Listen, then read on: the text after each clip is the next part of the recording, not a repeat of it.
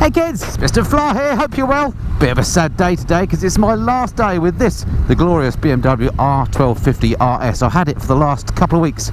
I've really enjoyed riding it and now it's time to take it back to BMW UK. Boo-hoo! Alrighty, stick around, stay tuned if you're interested in this bike. I'll give you my final thoughts on the machine.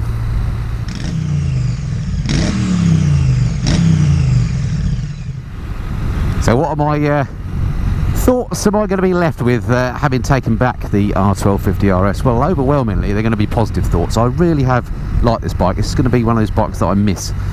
It's proper old school sport touring, a category that sort of disappeared a bit with the growth of adventure bikes over the last decade. It feels to me like it might be coming back a bit, I don't know. But I just like this category of machine. I like the riding position, I like the way it's got sporty looks, yet it's comfortable and you can ride it all day. And as a sport tourer, the R1250RS is a beautiful bit of kit. So there are certainly some standout things that will stick in my mind from having ridden this bike over the last few weeks. All the good stuff about modern day BMWs, this new shift cam engine the R1250 has, is beautiful. It's beautiful on the GS, it's beautiful on the RS, it's beautiful on the RT, it's just a great engine. So take that as read. Similarly, the electronics, the TFT, it's the same on all the modern BMWs, they're all just brilliant. And the RS is no different in that respect. So you've got all that in the background that's great about this BMW. But additionally, the thing that sticks in my mind with this bike, I think, is the handling. Now, if you've seen any videos on my channel before, you'll know I'm a big fan of the GS. I own a GS myself, and that handles pretty well for a big old bike. But this thing handles even better. I dare say the centre of gravity of this is even lower. Of course, the boxer engine means the centre of gravity is nice and low, and that's a real boon to handling. But on top of that, the rest of the bike is lower as well. I think it might have a slightly wider rake, if that's the right term, in that the front wheel is pushed out slightly more maybe, in terms of the geometry of the bike, because it feels more stable in the turns to me than the big adventure bike.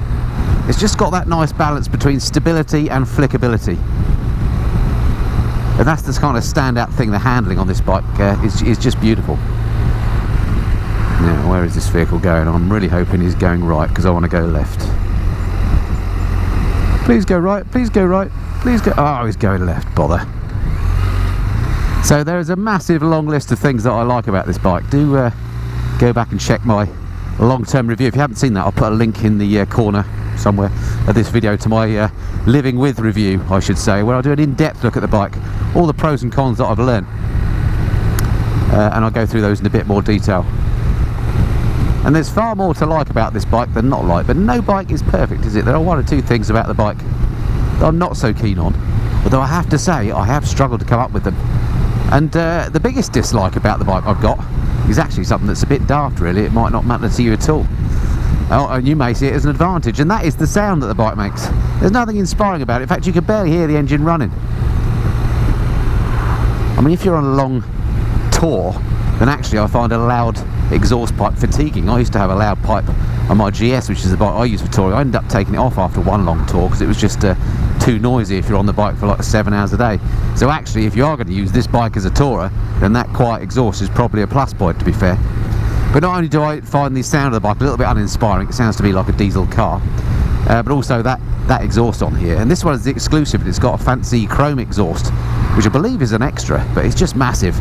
I guess we could thank Euro 4/5 for that. But it's a horrible looking exhaust.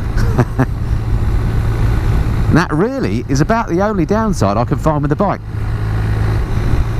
I suppose the other thing that could be a negative for you, depending on the size you are, is the riding position. It is a little bit more cramped than the big adventure bikes. You are leaning forward a little bit in more of a sporty position. There's not a lot of weight on your wrists, but there is a little bit.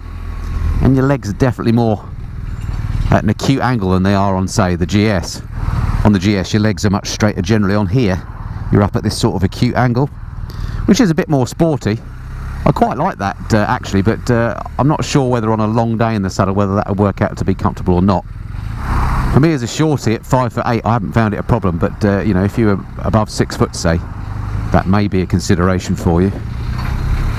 Beautiful day for a ride today. Bit windy, but it's about 13-14 degrees. Just lovely. It'd be really great if I wasn't in the southeast though, and stuck in all the traffic that I normally am, but there we are. I suppose racking my brains trying to think of things I don't like about the bike, of which there are very few things. The only other thing I guess is the cost. This is the exclusive model. I don't have the detailed cost to hand, but when you look at the BMW website, great, it's turning off. When you look at the BMW website, it quotes the costs of bikes as saying from, and I think this is from about £13,000 or something. I'll check that out. But of course nobody buys the base model, do they? As I say, this is the exclusive, which has all the bits, extra bits on it that you'd want, and a few more besides, because this actually is a press bike, so this has got absolutely everything on it. If you're to buy a bike of this spec, I suspect you're looking nearer 16 grand than 13. So it is a pricey proposition. But again, that's just the way BMW do its pricing. I've complained about that before. All new BMWs are quite expensive by the time you spec them up. That said, it is a lot of motorcycle. And as I just demonstrated, even in town and through traffic, it's really easy to ride this. It's completely unintimidating. That's something else I love about the bike. And it's sort of dual character as well, in that if you want to commute on it, sort of like I am here, you can absolutely do that. It's got good weather protection. If it was raining and horrible, you're well protected. Because it is unintimidating to ride, it's easy to ride it through traffic. But at the same time, if you took it on tour, of which it's eminently capable, you could then have an awful lot of fun when you got to the twisties at your destination. You know, drive through France to the Alps or something, and you could have great fun chucking this round Alpine passes. You really could. Handling around these corners is just beautiful. It's one of those sort of set and forget type bikes. I don't know why I call it that, but that's that's what I think of it. You set it up in the corner, it just stays put. Even at slow speed, the quick shifter works beautifully. So much improved now on these modern day Beamers compared to even my machine, which is a 2014 GS that I ride. I've got the quick shift assist pro on that, and it's agricultural. On here it's just a joy.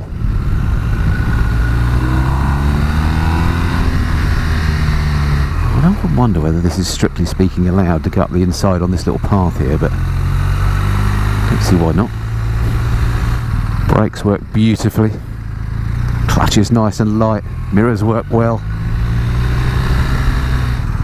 Yeah, really is a nice bike. Certainly, if and when I ever come to replace my GS, my touring machine, then this will definitely be in the running, because there is a lot to be said. For if you're a road rider only, why would you have a GS instead of one of these? That is a very good question that I'll look to answer in another video, but I'll leave you to ponder that. If you are just a road rider, you're never going to go off-road, then you know, it makes a lot of sense to consider this. So in summary then, huge thumbs up for the big BMW R1250RS. I love it. I love the engine, I love the handling, I love the way it looks now as well. Now they've got rid of the asymmetric front end. Loads more videos on this bike on the channel. Go and check those out if you haven't seen them already, including my first impressions review, where I go through the detailed spec. As I mentioned before, there's my in-depth review where I go through all the pros and cons of the bike, including things like cost of ownership, and there are one or two other videos as well, so do go and check those out. Hope you've enjoyed that. This is the first time you've seen one of my videos. I don't just do bike reviews here on the Missenden Flyer, but I do anything and everything to do with motorcycles. I do trips and tours abroad and at home. I do monthly bike news. I do live streams every month. I do stuff in the garage about how to look after and maintain your bike. Basically, you name it, I try and cover it here on the Missenden Flyer. If you haven't done so already, it'd be fantastic to have you subscribe, and that way you can see me on the next video. Right, that's it for now. Look forward to speaking to you again soon. Until then, this has been the Missenden Flyer. Cheerio.